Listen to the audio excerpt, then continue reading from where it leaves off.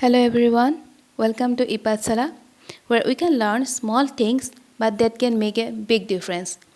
तो last videos में हम लोगों ने नेशनल इमरजेंसी और स्टेट इमरजेंसीज के बारे में इंडियन कॉन्स्टिट्यूशन में जो भी प्रोविजंस है उसके बारे में डिस्कस कर लिया. So this video is all about the third kind of emergency, that is the financial emergency.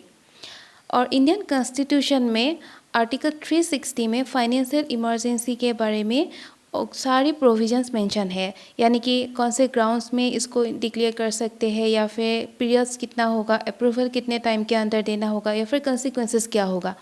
तो ये सारी प्रोविजंस अंडर आर्टिकल 360 मेंशन है.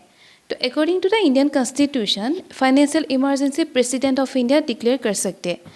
और प्रेसिडेंट ऑफ इंडिया ये डिक्लेयर तब कर सकते हैं अगर वो खुद सेटिस्फाइड होता है कि पूरे देश में या फिर देश के किसी एक पार्ट में ऐसा सिचुएशन अराइज हुआ जो कि फाइनेंशियल क्राइसिस हुआ है या फिर फाइनेंशियल इंस्टेबिलिटी हुआ है. तो उस सिचुएशन को हैंडल करने के लिए president of India can declare financial emergency. और जब प्रेसिडेंट सेटिस्फाइड होता है, इसका ये मतलब नहीं है कि वो इमरजेंसी अपनी पर्सनल इंटरेस्ट के लिए वो इमरजेंसी डिक्लेयर करेगा. वो सेटिस्फेक्शन होना पड़ेगा on account of public interest, और पूरे देश के नेशन के इंटरेस्ट के लिए होना पड़ेगा उस सिचुएशन को हैंडल करने के लिए. और अगर प्रेसिडेंट जो भी वैलिड ग्राउंड्स है टू इम्पोज फाइनेंशियल इमरजेंसी और उसको अगर वायलेट करता है या फिर किसी और ग्राउंड्स के लिए वो उसने इमरजेंसी डिक्लेयर किया, तो उसको कोर्ट में जाके चैलेंज किया जा सकता है, क्योंकि वो जुडिशियल रिव्यू के अंदर आता है according to 44th constitutional amendment of 1978. तो दिस आर द ग्राउंड्स सिर्फ एक ही है. अगर फाइनेंशियल इंस्टेबिलिटी या फिर फाइनेंशियल क्राइसिस होता है तो ये फाइनेंशियल इमरजेंसी डिक्लेयर किया जा सकता है. उसके बाद अप्रूवल जरूरी है, क्योंकि अगर अप्रूवल नहीं मिलेगा पार्लियामेंट से तो फिर वो डिक्लेरेशन कंटिन्यू नहीं कर सकते. तो अप्रूवल देना पड़ेगा विदिन 2 months. जैसा स्टेट इमरजेंसी में था, ठीक सेम प्रोविजंस है रिगार्डिंग फाइनेंशियल इमरजेंसी. जिस दिन प्रेसिडेंट फाइनेंशियल इमरजेंसी डिक्लेयर करेंगे उस दिन से 2 महीने के अंदर अंदर उसको पार्लियामेंट में बोथ हाउसेस यानी लोकसभा या राज्यसभा दोनों से ही अप्रूवल मिलना बहुत ज़रूरी है, अदरवाइज़ वो कंटिन्यू नहीं कर सकते. और अगर ऐसा सिचुएशन होता है जहाँ पर उस 2 महीने के अंदर लोकसभा सेशन में नहीं था या फिर डिज़ोल्व हुआ है, तो जिस दिन लोकसभा सेशन में आएगा फिर से उस दिन से 30 डेज़ के अंदर अंदर फिर से लोकसभा को वो डिक्लेरेशन को अप्रूवल देना ज़रूरी है. लेकिन कंडीशन ये है कि मीनवाइल यानी कि जब लोकसभा सेशन में नहीं था या फिर डिजॉल्व हुआ था, तो उस समय राज्यसभा को उससे अप्रूवल देना पड़ेगा, तभी वो कंटिन्यू कर सकते हैं.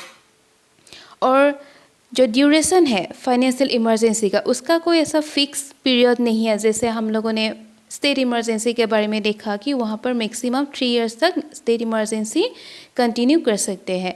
लेकिन फाइनेंशियल इमरजेंसी के केस में ऐसा कोई मैक्सिमम या फिर फिक्स पीरियड इंडियन कॉन्स्टिट्यूशन में मेंशन नहीं है.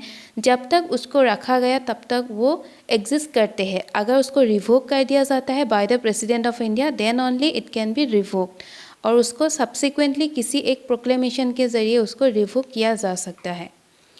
तो आज तक इंडिया में एक बार भी फाइनेंशियल इमरजेंसी डिक्लेयर नहीं हुआ है.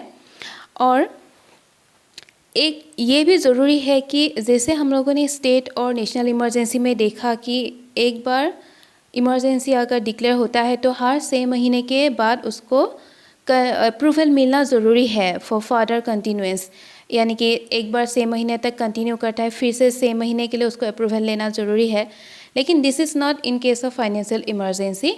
फाइनेंशियल इमरजेंसी में हर 6 महीने के बाद उसको अप्रूवल लेने की ज़रूरत नहीं है. एक बार उसको अगर डिक्लेयर कर दिया और पार्लियामेंट से अप्रूवल मिल गया, तो ये जब तक उसको रिवोक नहीं किया जाता तब तक वो कंटिन्यू करता रहता है.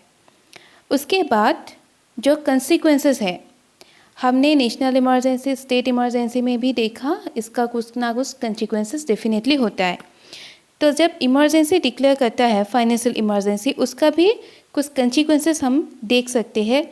पहला तो ये है कि अगर इमरजेंसी डिक्लेयर हुआ तो प्रेसिडेंट जो भी सैलरीज होते हैं, हाई कोर्ट जजेस, इवन द सुप्रीम कोर्ट जजेस, उनकी सैलरीज को कट कर सकते हैं या फिर जो भी अलाउंसेस उनको दिया जाता है तो उसको कट कर सकते हैं या फिर टू सम एक्सटेंट उसको रिड्यूस कर सकते हैं, क्योंकि फाइनेंशियल क्राइसिस हुआ है और सिचुएशन को फाइनेंशियली उसको अपलिफ्ट करने की ज़रूरत है, इसीलिए उन लोगों का जो भी अलाउंसेस है, जो भी सैलरीज है, उसको रिड्यूस या फिर कट कर सकते हैं।